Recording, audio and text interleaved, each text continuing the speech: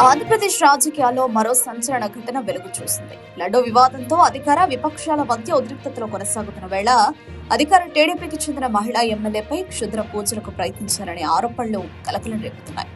అనంతపురం జిల్లా సింగనమల నియోజకవర్గానికి చెందిన ఎమ్మెల్యే బండారు శ్రావణి ఇంటి ముందు నిమ్మకాయలు, తెల్ల నువ్వులు విసిరిన ఘటన స్థానికంగా హాట్ టాపిక్ గా మారింది. నిన్న ఉదయం స్విఫ్ట్ కారులో వచ్చిన గుర్తు తెలియని వ్యక్తులు ఈ చర్యకు పాల్పడ్డారని తెలుస్తోంది.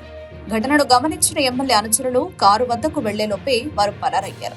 కారు నెంబర్ ఆధారంగా పోలీసులు దర్యాప్తు ప్రారంభించారు.